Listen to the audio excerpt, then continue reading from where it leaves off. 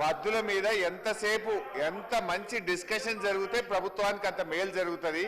ప్రభుత్వం సంయమనంతో వ్యవహరించుకొని ఇప్పుడు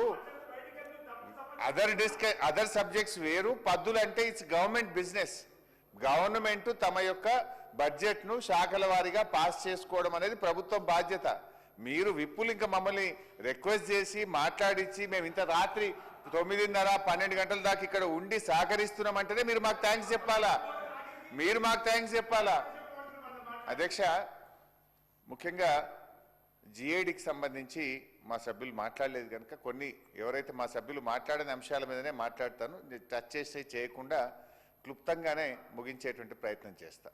ముందు ఒకటి నేను అత్యంత ముఖ్యమైన విషయము మీ దృష్టిని, ఎలియా మినిస్టర్ గారి దృష్టిని నేను తేవాలనుకుంటున్న విషయం ఏంటంటే అధ్యక్ష, మన సభా సాంప్రదాయాల ప్రకారంగా when the session is in house no policy decision should be taken outside. అంటే విధానపరమైన ఏ నిర్ణయాన్ని కూడా సభ నడుస్తున్నప్పుడు బయట తీసుకోకూడదు అనేది సభ నియమం. I hope my friend Sridhar Babu will agree. ఈరోజు ముఖ్యంగా జిఐడిని కూడా డిస్కస్ చేస్తున్నాం. ఆ శాఖ అత్యంత కీలకమైన నిర్ణయాన్ని ఈరోజు ప్రకటించింది. బయట పోయి మేము మీడియాలో చూసి వస్తే ఇది సభ మర్యాదను, సభ గౌరవాన్ని తగ్గించేటువంటి నిర్ణయం. అది ఏ నిర్ణయం అంటే అధ్యక్ష, ముఖ్యంగా ఉద్యోగుల పిఆర్సీకి సంబంధించి గత ప్రభుత్వం పిఆర్సీ కమిషన్ను నియామకం చేసింది. ఆ కమిషన్ యొక్క టైం 30 మార్చ్, ఈ నెల మార్చి 30వ తేదీతో కమిషన్ యొక్క కాల పరిమితి ముగుస్తూ ఉంది.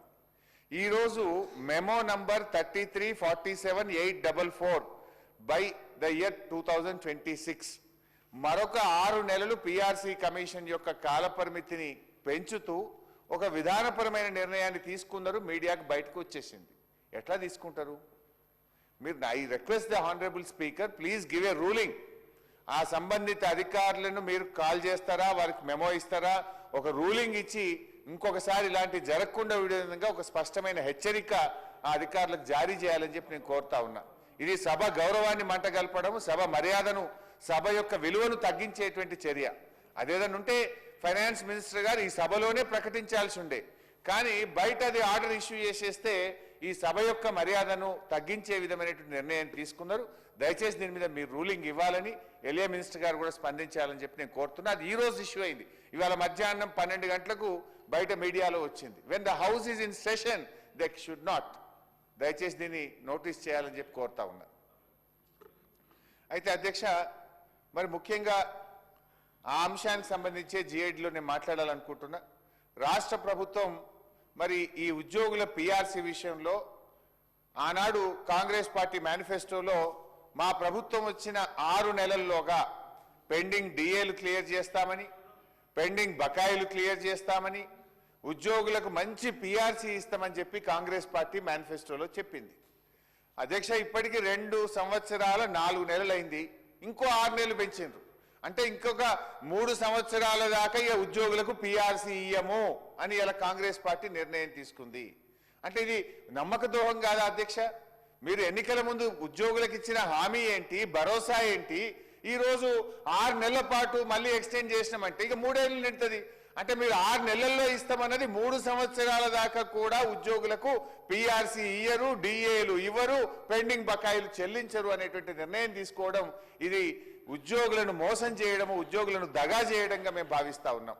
నేను చెప్పాల్సింది ఏంటంటే అధ్యక్ష, ఆనాడు గౌరవ ముఖ్యమంత్రిగా ఉన్నటువంటి కేసీఆర్ గారు ఈ రాష్ట్ర చరిత్రలో ఎప్పుడు లేని విధంగా వారిచ్చిన మొట్టమొదటి పిఆర్సీ, తెలంగాణ రాష్ట్రంలో మొదటి పిఆర్సీ 42% ఇచ్చి చరిత్రను తిరగరాసిండు నాడు కేసీఆర్ గారు. రెండవ పిఆర్సీ అధ్యక్ష, రెండవ పిఆర్సీ కమిషన్ ఆ రోజు 7.5% మాత్రమే రికమెండ్ చేసింది. 7.5% రికమెండ్ చేసిన ఇది ఎంప్లాయీస్ ఫ్రెండ్లీ స్టేట్ గా ఆనాడు కేసీఆర్ గారు పిఆర్సీ కమిషన్ 7.5% చెప్తే లేదు, వీళ్ళు మా ఉద్యోగులు, తెలంగాణ ఉద్యమంలో మాతో పాటు పోరాడినటువంటి ఉద్యమకారులుగా, ఉద్యోగులుగా ఈ తెలంగాణ రాష్ట్ర అభివృద్ధిలో భాగస్వాములుగా గుర్తించి పిఆర్సీ కమిషన్ 7.5% చెప్తే 30% ఫిట్మెంట్ ఆ రోజు కేసీఆర్ గారు ఇచ్చారు. అంటే ఉద్యోగస్తులకు గత బీఆర్ఎస్ ప్రభుత్వం 72% ఫిట్మెంట్ ఇచ్చింది. తెలంగాణ ఉద్యమ ఇంక్రిమెంట్ ఇచ్చింది. మొన్న ఎన్నికల ముందు పిఆర్సీ రిపోర్ట్ రావడం లేట్ అవుతుందని, చరిత్రలో ఎప్పుడు లేని విధంగా పిఆర్సీ కమిషన్ రిపోర్టు రాకముందే 5% ఐఆర్ను కూడా ఇచ్చినటువంటి ఘనత బీఆర్ఎస్ ప్రభుత్వాన్ని. కానీ మీరు ఈరోజు ఇంకొక 6 నెలలు మేము పిఆర్సీ కమిషన్ అసలు అడగకుండానే ఎక్స్టెన్షన్ ఇస్తున్నారు. Commission is ready for giving the report అంటే మీరు ఉద్యోగులకు పిఆర్సీ ఇచ్చే ఉద్దేశం లేక 6 నెలలు పొడిగించుకుంటూ పోయి ఇవాళ ఉద్యోగస్తులను దగా చేస్తున్నటువంటి ప్రభుత్వంగా మేము భావించాలి. 5 ఏళ్లకు ఒక పిఆర్సీ సార్, ఇప్పుడు మీరు చెప్పిన ప్రకారం 3 ఏళ్ళు అయిపోతుంది అంటే పిఆర్సీ కాల పరిమితి మూసేలోపు కూడా మీరు పిఆర్సీ ఇచ్చేటువంటి పరిస్థితి కనబడతలేదు. దయచేసి ఈ అమౌంట్ రద్దు చేయాలని, తక్షణమే ఉద్యోగస్తులకు పిఆర్సీ ప్రకటించాలని మీ ద్వారా రాష్ట్ర ప్రభుత్వాన్ని నేను కోరుతా ఉన్నా అధ్యక్ష. అదేవిధంగా ఉద్యోగస్తులకు 5 డిఏలు కూడా పెండింగ్ లో ఉన్నాయి, వాటిని కూడా మేము క్లియర్ చేయాలని చెప్పి మీ ద్వారా ప్రభుత్వాన్ని కోరుతా ఉన్నాం అధ్యక్ష. మరి నిరుద్యోగులకు మోసమైంది అధ్యక్ష, ఉద్యోగులకు కూడా మోసమైంది అధ్యక్ష. ఉద్యోగాల విషయం కూడా జిఏడే చూస్తుంది అధ్యక్ష. మరి ఆ రోజు కాంగ్రెస్ మేనిఫెస్టోలో మొదటి సంవత్సరమే 2 లక్షల ఉద్యోగాలు ఇస్తామని చెప్పి ఈ రోజు వరకు ఇచ్చినటువంటి ఉద్యోగాలు 16,978. ఇది నా లెక్క కాదు. నిన్న గౌరవనీయులు కేటీఆర్ గారు అసెంబ్లీలో క్వశ్చన్ అడిగితే ప్రభుత్వమే ఇచ్చిన సమాధానం, కాంగ్రెస్ పార్టీ వచ్చిన తర్వాత మేము నోటిఫికేషన్ ఇచ్చి మేము భర్తీ చేసిన ఉద్యోగాలు 16,978 అని శాసనసభలోనే నిన్న ప్రభుత్వం సమాధానం చెప్పింది. మీరు చెప్పింది 2 లక్షల ఉద్యోగాలు, ఇచ్చింది 16,978. అదేవిధంగా అధ్యక్ష దయచేసి మేము కోరేది ఒక్కటే, మరి 2 లక్షల ఉద్యోగాలు ఎప్పట్లోకి ఇస్తారు? ఇచ్చిన మాట ప్రకారంగా నిరుద్యోగ భృతి ఇస్తారా? గౌరవ మంత్రి గారు తన సమాధానంలో చెప్పాలని చెప్పి కోరుతా ఉన్నా. అదేవిధంగా అధ్యక్ష ఉద్యోగుల విషయంలో మీరు ఇవాళ రిటైర్డ్ ఉద్యోగులు ఉన్నారు, వాళ్ళ విషయంలో మేము మొన్న కూడా అసెంబ్లీలో అడిగాం. మీ బెనిఫిట్స్ దాదాపు వాళ్ళ రిటైర్మెంట్ బెనిఫిట్స్ వాళ్ళకి రావడం లేదు, వాళ్ళందరూ కోర్టుకు పోతున్నారు. నిన్న మనం పేపర్లో చూసాం అధ్యక్ష, హైకోర్టులో 600 మంది రిటైర్డ్ ఉద్యోగులు పోతే మన ఫైనాన్స్ సెక్రటరీ గారిని హైకోర్టు పిలిచి రాత్రైనా సరే నువ్వు రావాల్సిందే అని హైకోర్టుకు పిలిచి వాళ్లకు ఏప్రిల్ 9వ తేదీలోగా 600 మంది రిటైర్డ్ ఉద్యోగులకు పెన్షన్ బెనిఫిట్స్ చెల్లించాలని హైకోర్టు ఆదేశం ఇచ్చింది. నేను ప్రభుత్వాన్ని అడుగుతా ఉన్నా, మరి మిగతా ఉద్యోగులు కూడా ఇప్పుడు మీరు హైకోర్టు పోమని చెప్తారా? హైకోర్టుకు పోతేనే ఈ ప్రభుత్వం పెన్షన్ బకాయిలు ఇస్తుందా? లేదు, రిటైర్డ్ ఉద్యోగులకు హక్కుగా రావాల్సినటువంటి పెన్షన్ బకాయిలు ఎప్పట్లోకి ఇస్తారు? రిటైర్ అయ్యి ఇంటి దగ్గర పిల్లలతో ఉండాల్సినటువంటి మనమరాలతో ఉండాల్సినటువంటి ఉద్యోగులు కోర్టుల చుట్టూ తిరగడం ఎంతవరకు ఈ ప్రభుత్వానికి శోభనిస్తుంది? దయచేసి ఒక నిర్ణయం తీసుకోండి. ఇప్పుడు ఆల్రెడీ 600 మంది కోర్టుకు పోతే కోర్టు డైరెక్షన్ ఇచ్చింది, మిగతా వాళ్ళు కూడా మళ్ళీ వకీలం పెట్టుడు, కోర్టుల చుట్టూ తిరుగుడు, మన చీఫ్ సెక్రటరీని మన ఫైనాన్స్ సెక్రటరీ హైకోర్టుకు పిలిచి మరి ఆ పరిస్థితి ఎందుకు తెచ్చుకోవడం? దయచేసి ప్రభుత్వమే ముందుకొచ్చి ఆ రిటైర్డ్ ఉద్యోగులందరికీ కూడా తక్షణమే పెన్షన్ బెనిఫిట్లు చెల్లించాలని, దాని మీద మంత్రి గారు ఒక స్పష్టమైన సమాధానం ఇవ్వాలని చెప్పి కూడా రిటైర్డ్ ఉద్యోగుల పక్షాన కూడా నేను ప్రభుత్వాన్ని కోరుతా ఉన్నా. అదేవిధంగా సిపిఎస్ ఓపీఎస్ పెన్షన్, ఆనాడు కాంగ్రెస్ పార్టీ మేము వస్తే ఓల్డ్ పెన్షన్ స్కీమ్ తెస్తామని చెప్పారు. ఓల్డ్ పెన్షన్ స్కీమ్ మీద ఇప్పటి వరకు క్లారిటీ లేదు, పైగా ఆ కాంట్రిబ్యూషన్ కూడా రాష్ట్ర ప్రభుత్వం చెల్లించట్లేదు. నేను మంత్రి గారిని అడుగుతా ఉన్నా, నా దగ్గర ఉన్న సమాచారం ప్రకారం సబ్జెక్ట్ టు కరెక్షన్, తప్పైతే మీరు సరి చేయండి. ఓల్డ్ పెన్షన్ స్కీమ్ తేలేదు కదా, ఈ కట్టాల్సిన కాంట్రిబ్యూషన్ కూడా 1000 కోట్ల రూపాయలు కాంట్రిబ్యూషన్ కూడా కట్టకపోవడం వల్ల ఆ సిపిఎస్ ఉద్యోగులు రోడ్డు మీద పడే పరిస్థితి వచ్చింది. చనిపోయిన సిపిఎస్ ఉద్యోగులకు గ్రాట్యుటీ ఇవ్వడం లేదు, కంపెన్సేట్ ఉద్యోగాలు కూడా ఇవ్వడం లేదు. అది కాంగ్రెస్ పార్టీ మేనిఫెస్టోలో మీరు పెట్టారు. దయచేసి వాళ్ళ గ్రాట్యుటీ ఇవ్వండి, కంపెన్సేట్ ఉద్యోగాలు ఇవ్వండి, కాంట్రిబ్యూషన్ చెల్లించండి. ఓల్డ్ పెన్షన్ స్కీమ్ ఎప్పట్లోగా తెస్తారో కూడా ఒక స్పష్టత ఇవ్వాలని చెప్పి కూడా మీ ద్వారా ప్రభుత్వాన్ని కోరుతా ఉన్న అధ్యక్ష. ఇకపోతే అధ్యక్ష చాలా విషయాలు ఉన్నాయి కానీ టైంను దృష్టిలో పెట్టుకొని నేనే కట్ షార్ట్ చేసుకుంటున్నా అధ్యక్ష. మరి జిఐడిలో ఇంకొక ముఖ్యమైన విషయం, ఒకటి ఉద్యోగులు, రిటైర్డ్ ఉద్యోగులు, సిపిఎస్ ఓపీఎస్ నిరుద్యోగులు ఉద్యోగాల గురించి మాట్లాడినాం అధ్యక్ష. జిఐడిలో మరో ముఖ్యమైన విషయం, సూచనలు ఇవ్వండి అని ప్రభుత్వం అడుగుతుంది. నేను రాజకీయంగా మాట్లాడలేదు, సూచనే ఇస్తున్నా. తీసుకుంటే మీ విజ్ఞత, తీసుకోకపోతే కూడా అది మీ ఇష్టం అధ్యక్ష. ఈరోజు రాష్ట్ర ప్రభుత్వము ఐఏఎస్ ఐపీఎస్ల విషయంలో ప్రతి 6 నెలలకు 3 నెలలకు ట్రాన్స్ఫర్లు చేస్తూ ఉన్నారు. ఇప్పటి వరకు దాదాపు 10 సార్లు ట్రాన్స్ఫర్లు చేశారు. హెచ్ఓడి అంటే head of department, average HOD time ఈ గవర్నమెంట్లో 6 to 8 months. 6 నెలలకు ఒక హెచ్ఓడిని ట్రాన్స్ఫర్ చేస్తే ఆ శాఖ మీద పట్టొచ్చి శాఖ మీద అవగాహన కలిగి ఢిల్లీలో జాయింట్ సెక్రటరీలతో పరిచయాలు పెంచుకొని సెంట్రల్లీ స్పాన్సర్డ్ స్కీమ్స్ ను ఎప్పటికప్పుడు యూసీలు పంపి కేంద్రం నుంచి డబ్బులు తేవాలంటే నువ్వు 6 నెలలకు ఒక సెక్రటరీని ట్రాన్స్ఫర్ చేస్తే ఎట్లా పనిచేస్తారు? నేనేదో నోటి మాటతో చెప్పట్లేదు అధ్యక్ష. మీరు విద్యుత్ శాఖలో 5 అధికారులు మారారు అధ్యక్ష. దాంతో చాలా తీవ్రమైన ప్రభావం చూపింది. సింగరేణి సీఎండీలు 4 అయ్యారు. జిహెచ్ఎంసీ కమిషనర్లు 4 మారారు. ఐఎన్పిఆర్ లో 4 మారారు. పాఠశాల విద్యాశాఖ కమిషనర్లు 4 మారారు. ఆరోగ్యశ్రీలో 8 మంది సీఈఓలు మారినారు. మనం పిఎం స్కీమ్ లో చేరినాము. ఆరోగ్యశ్రీ సీఈఓ ఎప్పటికప్పుడు అప్లోడ్ చేసి ఢిల్లీలో జాయింట్ సెక్రటరీతో పరిచయం పెంచుకుంటే ఢిల్లీ నుంచి రావాల్సిన నిధులు వస్తాయి. మీరు ఉన్న 2 ఏళ్ల 4 నెలల్లో 8 మంది సీఈఓలను మారిస్తే ఆరోగ్యశ్రీ అర్థమయ్యే వరకే వాడిని కుర్చీలకెళ్ళి తీసేవట్టిది. ఎట్లా పరిపాలన ముందుకు సాగుతుంది? దయచేసి మీరు ఆలోచించండి. మున్సిపల్ శాఖలో 5, ఐటీలో 3. ఇవాళ ఐటీలో చీఫ్ సెక్రటరీనే పెట్టిండ్రు. ఆయన 3 నెలలు ఎక్స్టెన్షన్ మీద ఉన్నాడు. ఆ శాఖ అర్థమయ్యే వరకే మళ్ళీ కొత్త సెక్రటరీ వస్తాడు. ఐటీలో 3, మైనింగ్ లో 6, నేషనల్ హెల్త్ మిషన్ లో 3, ఇట్లా 140 మంది ఐఏఎస్లను ట్రాన్స్ఫర్ చేసినారు. నచ్చకపోతే మార్చు. రంగారెడ్డి కలెక్టర్లు 4 మారింది సార్ మీ జిల్లా. రంగారెడ్డి జిల్లాలో 2 ఏళ్ల 4 నెలల్లో 4 కలెక్టర్లు మారుతారా సార్? ఈ రకంగా పరిపాలన ముందుకు సాగుతుందా? ఇది రాష్ట్రంలో మరి ప్రజలు ఇప్పుడు ఒక జిల్లా కలెక్టర్కు జిల్లా మీద అవగాహన పెరిగి జిల్లాలో ఉండే ఉద్యోగుల మీద పట్టు వచ్చే వరకే 6 నెలలు ఏడాది అవుతుంది. మీరు 6 నెలలకు ఒక్కరిని తీసేస్తే ఆ జిల్లా పరిపాలన ఎట్లా జరుగుతుందో, ఇది రాష్ట్రానికి ఏ రకంగా మేలు జరుగుతుందో కూడా ప్రభుత్వం ఆలోచించాలని చెప్పి కూడా నేను కోరుతా ఉన్నా అధ్యక్ష. అంటే నచ్చితే పోస్టింగ్లు, నచ్చకపోతే బదిలీలు అనే పద్ధతి వల్ల యంగ్ ఆఫీసర్స్ యొక్క ఆత్మస్థైర్యం దెబ్బతింటది. ఐఏఎస్ ఐపీఎస్లు వాళ్ళు కూడా బాగా పనిచేయాలనే ఉంటుంది. ఈ రకంగా మార్చడం వల్ల వాళ్ళ ఆత్మస్థైర్యం దెబ్బతిని రాష్ట్రానికి నష్టం జరుగుతుంది. ఇప్పటికైనా రివ్యూ చేయండి. కేంద్రంతో సత్సంబంధాలు నెలకొల్పుకొని మరి కేంద్రం నుంచి రావాల్సిన నిధులు రావాలన్నా, పరిచయాలు పెరగాలన్నా కనీసం 3 ఏళ్ళు 2.5 ఏళ్ళు ఒక అధికారి ఒక పోస్టులో ఉంటే రాష్ట్రానికి మేలు జరుగుతుంది అనేటువంటిది నేను మీ ప్రభుత్వం దృష్టికి తెస్తా ఉన్నా అధ్యక్ష. అదేవిధంగా అధ్యక్ష, ఎక్స్టెన్షన్లు. గతంలో ఒక మంచి అధికారి ఉంటే మేము ఎక్స్టెన్షన్లు ఇచ్చేవాళ్ళం. ఇవాళ మీరు ఎంతమందికి ఇస్తున్నారు? ఒక 1/2 డజన్ మంది ఐపీఎస్లు ఇవాళ ఎక్స్టెన్షన్ మీద పనిచేస్తున్నారు.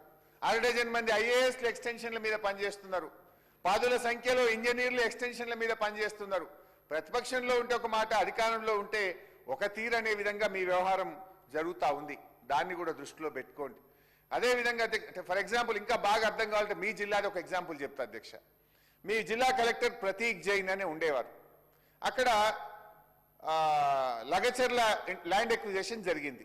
యాజ్ ఎ కలెక్టర్ ఆయన పోయి చాలా హామీలు ఇచ్చింది. అక్కడ మీకు ఇళ్ల స్థలం ఇస్తా, మీకు ఇంత డబ్బు ఇస్తా, మీకు ఇందిరమ్మ ఇల్లు ఇస్తా అని చాలా ప్రామిస్ చేసి కలెక్టర్ తంటాలు పడి ల్యాండ్ ఎక్విజిషన్ చేసిండు. టక్కన ఆయన ట్రాన్స్ఫర్ చేస్తుంది. కొత్త కలెక్టర్ వచ్చాయి. ఇప్పుడు ఆ ప్రజలు పోయి ఆ కొత్త కలెక్టర్ని కలిసి నాకు తెలియదు ప్రతీక్ జైన్ అడుగుపో అంటే ఎట్లా నడుస్తుంది? అంటే అంతా గందరగోళం అవుతుంది. To understand the better things నేను ఎందుకు చెప్తున్నా అంటే, ఒక కలెక్టర్ 2 ఏళ్ళలో 3 ఏళ్ళలో ఉంటే ఇష్యూస్ బాగా రిజాల్వ్ అవుతాయి, ప్రజలకు ఇచ్చిన హామీ అమలు జరుగుతుందని మీకు అర్థం కావడానికి మీ జిల్లా పేరు తీసుకొని చెప్తున్నా అధ్యక్ష. అట్లా చాలా జిల్లాల్లో చాలా విషయాలు ఉన్నాయి, కానీ సమయం లేదు కనుక నేను దాన్ని క్లుప్తంగా చెప్పే ప్రయత్నం చేస్తా ఉన్నా. అదేవిధంగా అధ్యక్ష, ఇదే జిఏడికి సంబంధించి ఇంకో ముఖ్యమైనటువంటి విషయం అధ్యక్ష. మాది ప్రజాపాలన అంటాడు మా శ్రీధర్ అన్న. అసలు మేము ప్రజలే, మేమే ప్రజలు, మాదంతా పారదర్శకత, మాకంటే మించిన పారదర్శకతనే లేదని మాట్లాడితే మా శ్రీధర్ బాబు గారు పదే అంటుంటారు. నేను ఒక విషయం అడుగుతా ఉన్నా. ఈ ప్రభుత్వం వచ్చిన తర్వాత 19,604 జీవోలు ఇచ్చింది అధ్యక్ష. ఎందుకు ఆన్లైన్లో పెట్టలేరు? మొన్న హైకోర్టుకు పోయినరు. ఎర్రోల శ్రీనివాస్ అని మాజీ ఎస్సీ కమిషన్ చైర్మన్ హైకోర్టుకు పోతే హైకోర్టు మీరు 4 వారాల్లోగా మొత్తం జీవోలు ఆన్లైన్లో పెట్టండి అని హైకోర్టు డైరెక్షన్ ఇచ్చింది. 4 వారాలైంది, ఇప్పటికీ కూడా ఆన్లైన్ పెట్టలే అధ్యక్ష.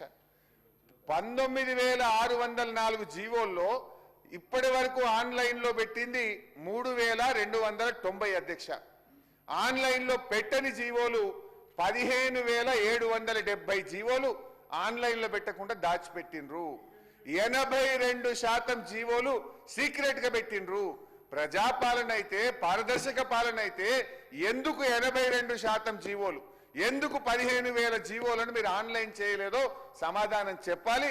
ఇప్పటికైనా ఆ జీవోలను ఆన్లైన్లో పెట్టాలని చెప్పి మీ ద్వారా ప్రభుత్వాన్ని కోరుతా ఉన్న అధ్యక్ష. ఇకపోతే మా గౌరవ మంత్రివర్యులు పొన్నం ప్రభాకర్ అన్నకు సంబంధించి ఆర్టీసీకి సంబంధించి కూడా మా ట్రాన్స్పోర్ట్ కూడా మా పార్టీ నుంచి ఎవరు మాట్లాడలేదు. దాన్ని కూడా క్లుప్తంగా మాట్లాడే ప్రయత్నం చేస్తా.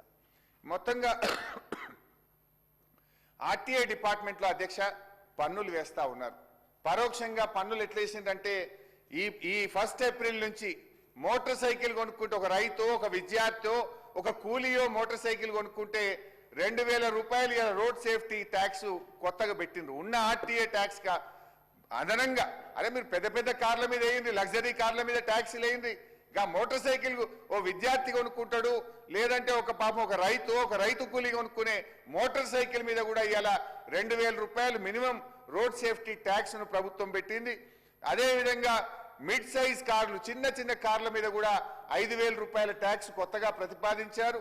ట్రాన్స్పోర్ట్ వెహికల్స్ మీద 10,000 రూపాయల ట్యాక్స్ పెట్టినారు. కొంతమంది పాపం స్వయం ఉపాధి కోసం ట్రక్కులు కొనుక్కొని నడుపుకుంటా ఉంటారు.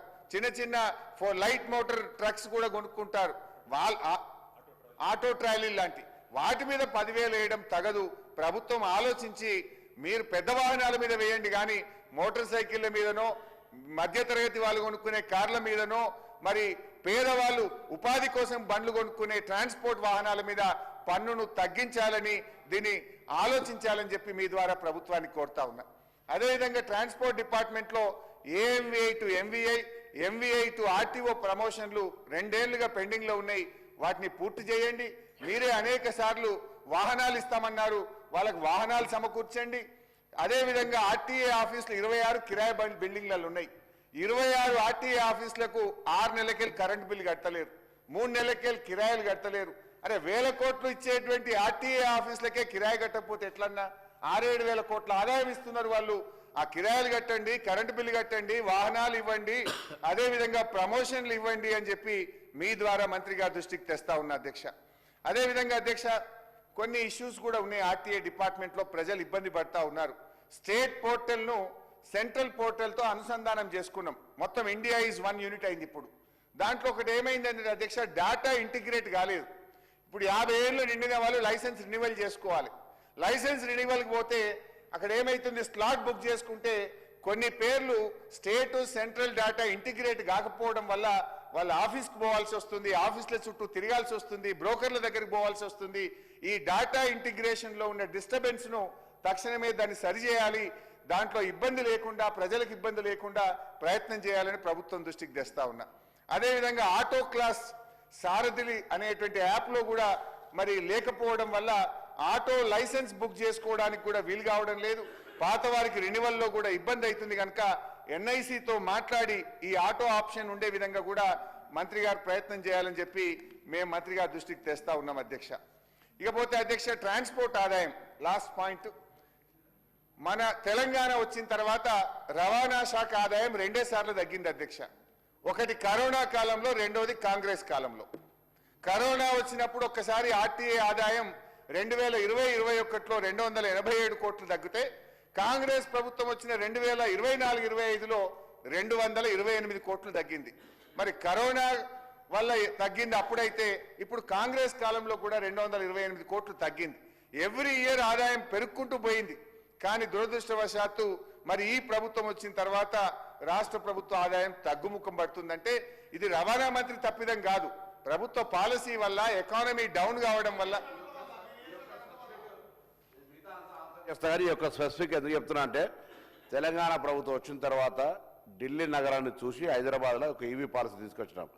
దాదాపు 1,000 కోట్ల ట్యాక్స్ను మనం కోల్పోతున్నప్పుడు అది కొంత తిరోగమనం చూపించవచ్చు. దానికి సంబంధించి పర్యావరణ రక్షణ, ప్రజల ఆరోగ్యాలకు సంబంధించి హైదరాబాద్ను పర్యావరణం నుంచి కాపాడడానికి తీసుకున్న నిర్ణయం వల్ల అది వచ్చింది తప్ప ఎక్కడ కూడా ఎన్ఫోర్స్మెంట్ కానీ, లేకపోతే మేము ఇంతకుముందు చెప్తుంటే పబ్లిక్ను హరాస్మెంట్ చేసే ట్యాక్సెస్ వాటికి సంబంధించిన ఇష్యూస్ ఎక్కడ కూడా చేస్తలేము. ట్యాక్సెస్ ఇప్పటికి కూడా మనం కంపేర్ ఎప్పుడు కూడా మనం ప్రొజెక్షన్ బడ్జెట్ను పర్సెంటేజ్ ఎట్లా కూడా ఆటోమేటికల్లీ ఈ ఫైనాన్స్ డిపార్ట్మెంట్ నుంచి ఎనాన్స్ చేసుకొని చూసుకొని పోయే దాంట్లో కూడా లెక్కలు చూస్తున్నారు. మేము తప్పకుండా గత సంవత్సరం కంటే ఆదాయంలో ఎక్కువ ఉన్నాం.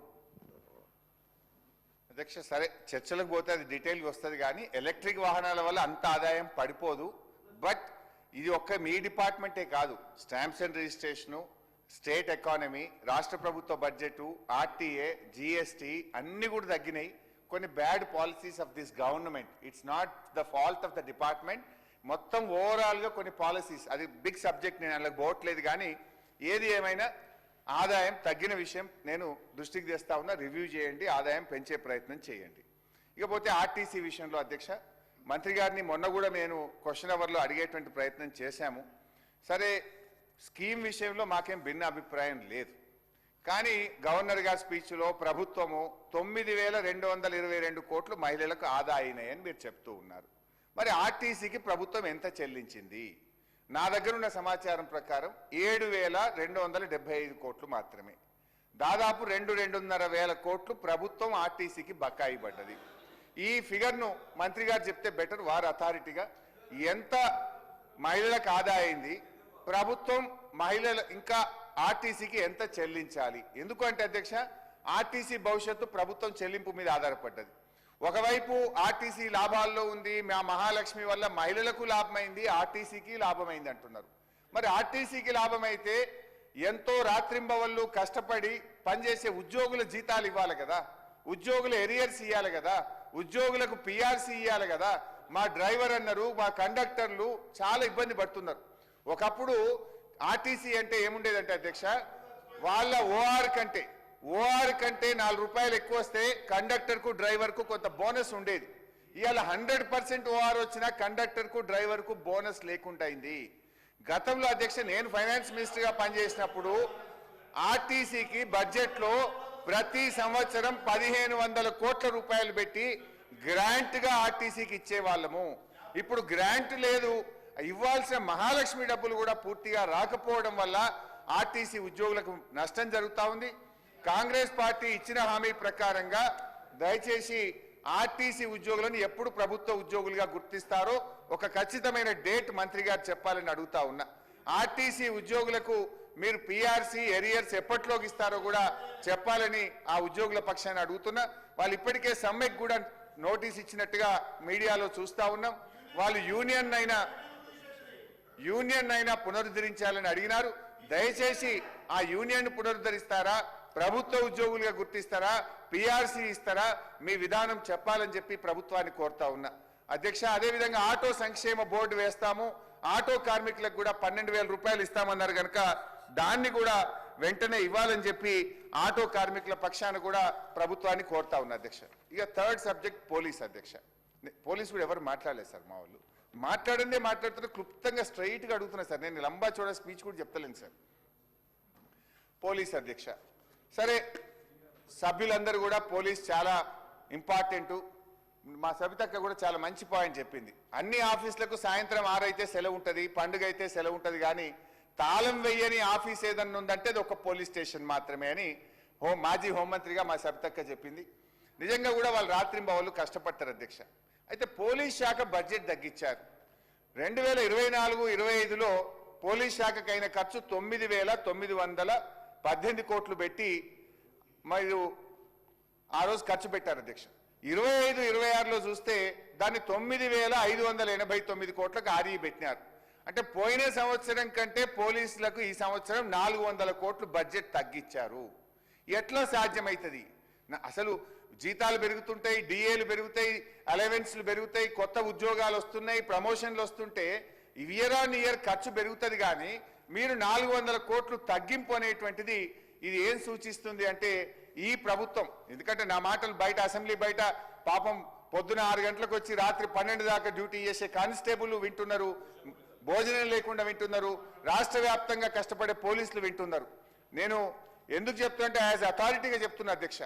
నేను ఫైనాన్స్ మినిస్టర్గా ఉన్నప్పుడు డీజీపీ గారు, హోమ్ సెక్రటరీ గారు వచ్చి కొట్లాడి మా పోలీసుల సరెండర్ లీవ్ డబ్బులు కావాలి సార్, పోలీసుల మనోస్థైర్యం దెబ్బతినొద్దు అని చెప్పి కొట్లాడి టీఏలు సరెండర్ లీవ్లు తీసుకొని వెళ్లేవాళ్ళు. కానీ ఈరోజు అధ్యక్ష ఈ ప్రభుత్వం వచ్చిన తర్వాత ఇవాళ దాదాపు 7 టీఏ బిల్లులు రాష్ట్ర వ్యాప్తంగా పెండింగ్ లో ఉన్నాయి. ఇందులో ఒక్క విషయం ఏంటంటే ఒక్క 3 జిల్లాలకు మాత్రం ఇచ్చారు. అన్ని జిల్లాల పోలీసులు మన పోలీసులే కదా. ఒక ములుక్కో వికారాబాద్కో ఖమ్మం 3 జిల్లాల పోలీసులకు టీఏలు ఇచ్చి 30 జిల్లాల పోలీసులకు టీఏ బిల్లులు ఇవ్వకపోతే వాళ్ళు బాధపడుతున్నారు. మేము రోజు అసెంబ్లీకి వస్తుంటే అన్నా మా టీఏ బిల్లు గురించి మాట్లాడు, మా సరెండర్ లీవ్ గురించి మాట్లాడని బయట ఉండే పోలీస్ కానిస్టేబుల్ రోజు మా దృష్టికి తెస్తా ఉన్నారు అధ్యక్ష.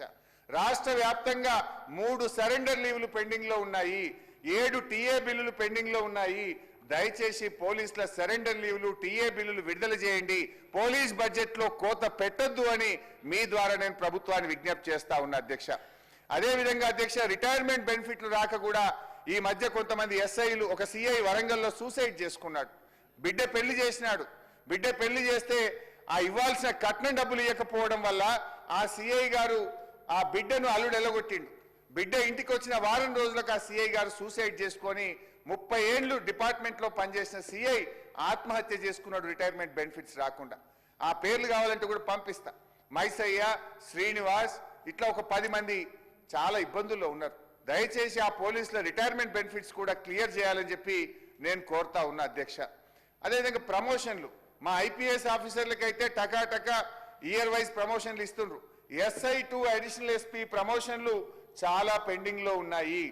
ఎస్ఐ టు అడిషనల్ ఎస్పీ ప్రమోషన్లు గత 2 ఏళ్లుగా చేయకపోవడం వల్ల వాళ్ళు తీవ్రమైనటువంటి ఆవేదనలో ఉన్నారు. వాళ్ళ ప్రమోషన్లన్నీ కూడా తక్షణమే పూర్తి చేయాలని చెప్పి ఈ ప్రభుత్వాన్ని కోరుతా ఉన్నా.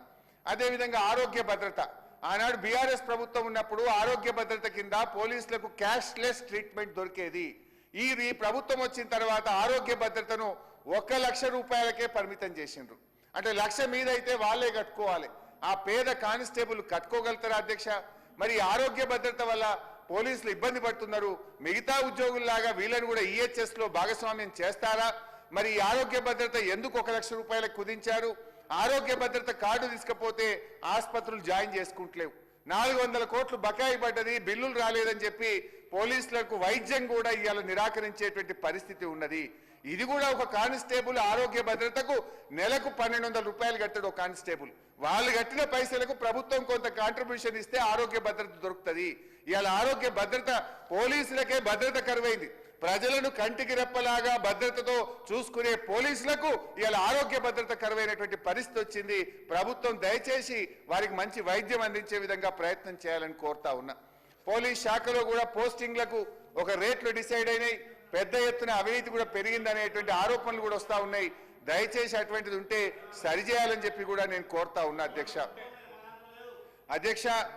ఇంకొక విషయం అధ్యక్ష, ఇవాళ హైదరాబాద్ కేసీఆర్ గారిని ఏమనంటే కేసీఆర్ గారు బ్రాండ్ మారుస్తాం, ఆనవాళ్ళు దుడి చేస్తామంటారు. ఇవాళ హైదరాబాద్ లో ఆనాడు హైదరాబాద్, సైబరాబాద్, రాచకొండ కమిషనరేట్ మేము ఏర్పాటు చేసి చక్కగా జరుగుతూ ఉంది. మరి మీకు అది నచ్చలేదేమో. కేసీఆర్ గారు ఆనవాళ్ళు మార్చాలనుకుంటే ఆనాడు కేసీఆర్ గారు ఇన్నోవా బండ్లు ఇచ్చిండ్రు, మీరు ఇంక అంతకంటే టాప్ బండి ఇవ్వండి. ఆనాడు కేసీఆర్ గారు పోలీస్ స్టేషన్ కు 75,000 అలవెన్స్ ఇచ్చిండ్రు, మీరు 2 లక్షల రూపాయలు ఇవ్వండి. ఆనవాళ్ళు మార్చడం కోసం ఈ కమిషనరేట్లు మారిస్తే అంతా గందరగోళం. పొద్దున ప్రకాష్ గౌడ్ ఎమ్మెల్యే గారు మాట్లాడుతుంటే కూడా విన్నా, నా కాన్స్టిట్యున్సీ 3 ముక్కలైంది, ఏ పోలీస్ స్టేషన్ ఏ కమిషనరేట్ లో ఉందో నాకే అర్థమైతలేదు, అంత ఆగమాగం ఉన్నది అని 2-3 ఎమ్మెల్యేలు మాట్లాడుతుంటే హౌస్ లోనే విన్నాను నేను. ఇలా పాపం ఈ హైదరాబాద్, సైబరాబాద్, రాచకొండ కమిషనరేట్ లో కానిస్టేబుల్ నుంచి అడిషనల్ ఎస్పీ దాకా నేను ఏ కమిషనరేట్ పోతానో, నేను ఏడుంటానో, నేను ఈడుంటానో ఆడిపోతానో అనే గందరగోళం, అయోమయమైనటువంటి పరిస్థితుల్లో ఇవాళ పోలీసులు మీరు నెట్టివేయడం జరిగింది. దయచేసి ఆలోచించండి. ఏదన్నా ఆనవాళ్ళు మార్చాలంటే మాకంటే బాగా చేయండి, కానీ ఆనవాళ్ళ పేరు మీద ఉన్న వ్యవస్థను కన్ఫ్యూజన్ వ్యవస్థగా మార్చొద్దని చెప్పి ఈరోజు మేము కోరుతా ఉన్నాం అధ్యక్ష. ఇంకొక చిన్న ఉదాహరణ చెప్పి ముగించే ప్రయత్నం, చాలా ఉన్నాయి కానీ క్లుప్తంగా చెప్పే ప్రయత్నం చేస్తా. ఇవాళ ఒక కానిస్టేబుల్ అధ్యక్ష, పాపం ఆయన కొడుకు ఆస్ట్రేలియాలో చదువుకోవడానికి సీట్ వచ్చింది అధ్యక్ష.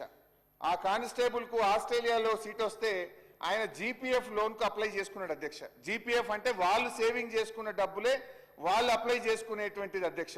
ఆ కానిస్టేబుల్ పేరు భాస్కర్. ఆ భాస్కర్ అనే కానిస్టేబుల్ జీపీఎఫ్ లోన్ కు అప్లై చేస్తే పాపం ఆ జీపీఎఫ్ లోన్ 6 నెలలకెళ్ళి క్లియర్ అయితలేదు. 6 నెలల నుంచి క్లియర్ కాకపోతే కింద మీద పడి అన్ని ఆఫీసులు తిరిగిండు.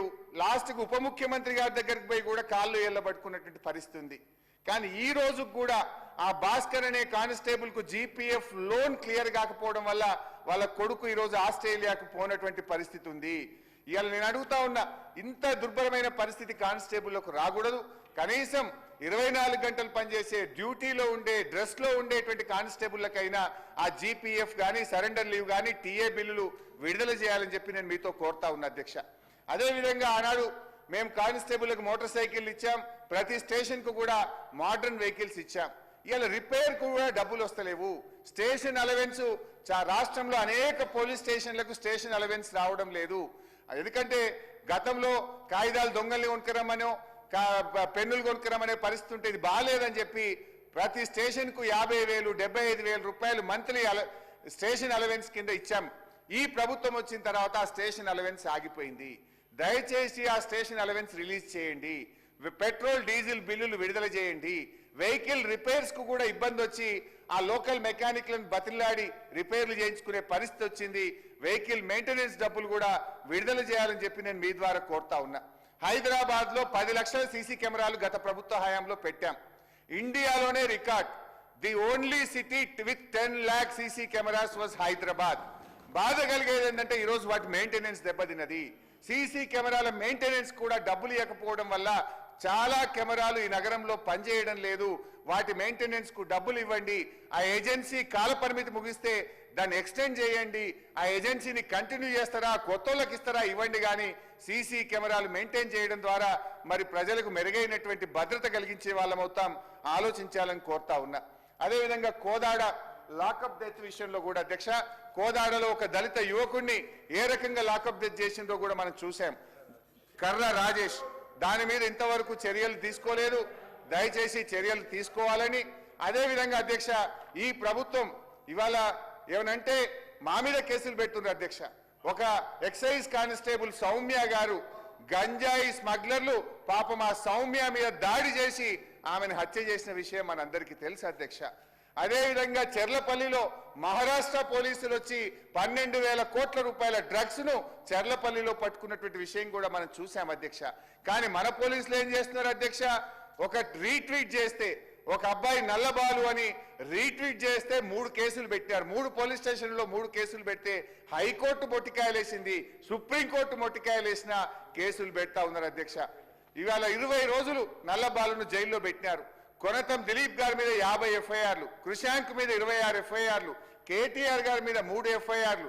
సోషల్ మీడియాలో రీట్వీట్ చేస్తేనే ఇన్ని కేసులు పెడుతుంటే ఇవాళ మన పోలీసులు ఎటువైపు పనిచేస్తున్నారు? మీరు చెప్పుడేమో వాక్ స్వాతంత్రం, చెప్పుడేమో ప్రజాపాలన, మరి ఈ రకమైనటువంటి కేసుల్ని ఎట్లా అర్థం చేసుకోవాలి? మా తమ్ముడు బాల్కా సుమన్ను 22లో 14 కౌన్సిలర్లు గెలిస్తే మీరు ఎన్నికలు జరపండి అన్నందుకు బాల్కా సుమన్ను ఆదిలాబాద్ జైల్లో పెట్టినారు. మెదక్లో మా బీఆర్ఎస్ కార్యకర్తల్ని అక్రమ కేసులు పెట్టి 10 రోజులు జైళ్లలో పెట్టారు అధ్యక్ష.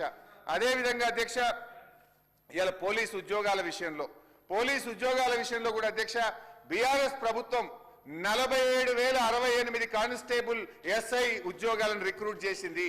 మా హయాంలో నోటిఫికేషన్లు ఇచ్చి 47,068 ఉద్యోగాలు మేము నింపాం. మరి మీ ప్రభుత్వం వచ్చినాక ఈ రోజు రాష్ట్రంలో 17,000 పోలీస్ కానిస్టేబుల్ ఖాళీగా ఉన్నాయి. మీరు నోటిఫికేషన్ ఇస్తామన్నారు. 2 ఏళ్ల 4 నెలలైంది. ఈ 17,000 కానిస్టేబుల్ ఉద్యోగాలు ఎప్పట్లోగా నింపుతారో కూడా ప్రభుత్వం చెప్పాలని చెప్పి కూడా నేను ఈ సందర్భంగా ప్రభుత్వాన్ని కోరుతా ఉన్నా అధ్యక్ష. అదేవిధంగా అధ్యక్ష, పొద్దున్నే మా అక్కగారు చెప్పారు, నేను దాంట్లోకి పోను కానీ ప్రమోషన్లు ఎస్ఐలు సిఐల ప్రమోషన్లు కూడా పెండింగ్ లో ఉన్నాయి. వాటిని కూడా పూర్తి చేయండి. గతంలో పెద్దలు రేవంత్ రెడ్డి గారు ఏక్ పోలీసింగ్ విధానం తెస్తామని చెప్పారు. ఏక్ పోలీసింగ్ అంటే అది బెటాలియన్ పోలీసులు, సివిల్ పోలీసులు, ఏఆర్ పోలీసులు ఒకే విధానం తెస్తామని గౌరవ ముఖ్యమంత్రి గారు చెప్పారు. మరి ఆ ఏక్ పోలీసింగ్ అమలు చేయండి అని చెప్పి పోలీస్ కానిస్టేబుల్ కుటుంబాలు సెక్రటరియట్కి వస్తే పోలీసుల భార్య పిల్లల్ని వాళ్ళే అరెస్ట్ చేసేటువంటి ప్రత్యేకమైన పరిస్థితి రాష్ట్రంలో వచ్చింది. వాళ్ళను దాదాపు 20 మందిని సస్పెండ్ చేశారు. వాళ్ళు ఏమడిగారు? ముఖ్యమంత్రి గారు మీరు ఇచ్చిన మాట నిలుపుకోండి అన్నందుకు సస్పెండ్ చేశారు. మానవతా దృక్పథంతో సస్పెండ్ చేసిన ఆ బెటాలియన్ పోలీసులను తిరిగి విధుల్లోకి తీసుకోవాలని, ఇచ్చిన మాట ప్రకారంగా ఏక్ పోలీసింగ్ ను అమల్లోకి తేవాలని కూడా కోరుతా ఉన్నాం. అదేవిధంగా హోంగార్డులకు సంబంధించి కూడా ప్రభుత్వం చాలా మాటలు ఇచ్చింది. హోంగార్డులకు సంబంధించి కారుణ్య నియామకాలు చేస్తామని, వాళ్ళకు పర్మనెంట్ చేస్తామని, వాళ్ళకి పే స్కేల్స్ ఇస్తామని, కంపాషనేట్ ఉద్యోగాలు ఇస్తామని హామీ ఇచ్చారు. దయచేసి హోంగార్డులకు ఈ ప్రభుత్వం ఇచ్చిన హామీలు నిలబెట్టుకోవాలని చెప్పి కూడా ఈ సందర్భంగా మీ దృష్టికి తెస్తా ఉన్నాం అధ్యక్ష. ఇకపోతే అధ్యక్ష మా లాస్ట్ 2 minutes కంప్లీట్ చేస్తాం. మా బీసీ కార్పొరేషన్ మంత్రి గారు పెద్దలు మా పొన్నం ప్రభాకర్ అన్న గారు, అన్న మంచోడు పాపం బాగా చేయాలనే తపన ఉంటది కానీ వారికి ఉప ముఖ్యమంత్రి గారి నుంచి సపోర్ట్ రావట్లేదు. నేను పొన్నమన్నను డెఫినెట్లీ మా అన్న ఇంకా కష్టపడి మంచి పేరు తెచ్చుకోవాలి. మొదటిసారి మంత్రి అయిండు. మా జిల్లా, మా సిద్దిపేట జిల్లా వారంటే మాకెంతో గౌరవం అధ్యక్ష. కానీ నా బాధ ఏంటంటే అధ్యక్ష, బీసీ కార్పొరేషన్ కి ప్రభుత్వం 1370 కోట్లు పెట్టి కేవలం 6 కోట్ల రూపాయలు మాత్రమే రిలీజ్ చేశారు. ఎంబీసీ కార్పొరేషన్ కు 801 కోట్ల రూపాయలు పెట్టి 99 లక్షలు మాత్రమే క్లియర్ చేశారు. రజక ఫెడరేషన్ కు 386 కోట్లు పెట్టి 1 కోటి రూపాయలే ఇచ్చారు. నాయ బ్రాహ్మణ కార్పొరేషన్ కు 280 కోట్లు పెట్టి 30 లక్షలు మాత్రమే రిలీజ్ చేశారు. గీత కార్మికులకు 187 కోట్లు పెట్టి 52 కోట్లు రిలీజ్ చేశారు. వడ్డెరలకు 100 కోట్లు పెట్టి 18 లక్షలు.